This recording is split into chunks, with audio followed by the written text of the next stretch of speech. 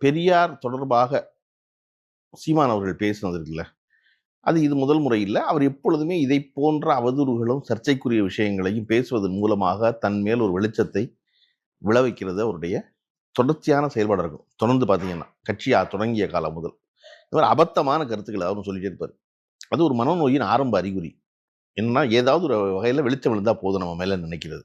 அப்புறம் அத பத்தி கவலைப்படுறதும் இல்ல. அது பேசும் தொடர்பா. நீங்க பார்த்தீங்கன்னா, எல்லா இடத்துலயுமே வந்து அவரா தனியா ஒண்ணு பேசிட்டு இருப்பாரு.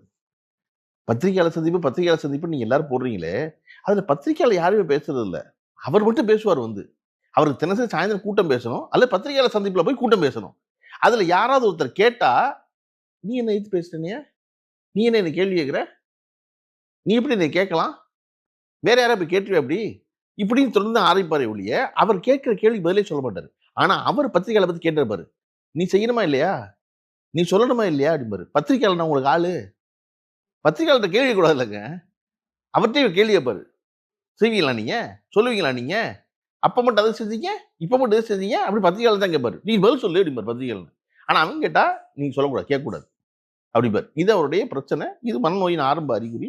இது தொடர்ந்து வந்து வலுப்பெறும். அப்படி இப்பவும் ஒரு கருத்து ஒண்ணு சொல்றாரு. அது ஒரு அவதூறு. அத சொல்லல. சொல்லலேங்கும் பொழுது, பெரியார் அப்படி ஒரு இடத்துல சொல்லவே இல்ல. அப்படியே ஆதாரத்த குடுங்க அப்படின்னு கோவை ராமகிருஷ்ணன் பண்ணது ரொம்ப சரி. நாளைக்கு காலைல நான் 10 மணிக்கு வரேன் வீட்டுக்கு. எனக்கு காட்டுங்க அத. ஏன்னா நான் ஒரு பெரியாருடைய தீவிரமான ஆதரவாளரா, இளம் வயதில என் தோளில் கை போட்டு அவர் நடந்து கொண்ட காலத்திலிருந்து எனக்கு பெரியார தெரியும். பெரியார தொடர்ந்து படிக்கிறேன். பெரியார தொடர்ந்து சிந்திக்கிறேன். பெரியாரின் வழியில் வாழ்கிறேன். வாழ்றேன்னா வர்றேன். எனக்கு காட்டுங்க அதன்னு சொல்லி கேட்டா குடுக்கணும்ல. அது நீ 20 பேர் வராங்க அவங்க அப்படின்னு. 20 பேர் வந்தான்ல. குடுக்கணும்ல நீங்க.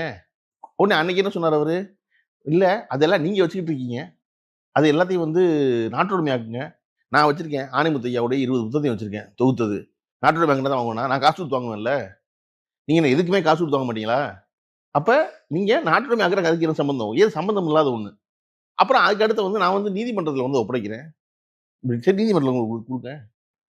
அதான் வழக்கு போட்டிருக்கீங்களா? அதான் நான் கொண்டு குடுங்க, சந்திக்கிறேன். கொண்டு குடுங்க அப்படின்னு சொல்றது இருக்கு இல்லையா? இது தொடர்ச்சியாக வேற வேற ஒண்ணு பேசிட்டே இருக்குது. கொஞ்ச நாள் அது மறந்து இன்னொன்னு பெரியார் என்பவர் மறைந்து 52 வருஷம் ஆச்சு. உங்களுக்கு இன்னும் பயம் இருக்குல்ல இப்ப?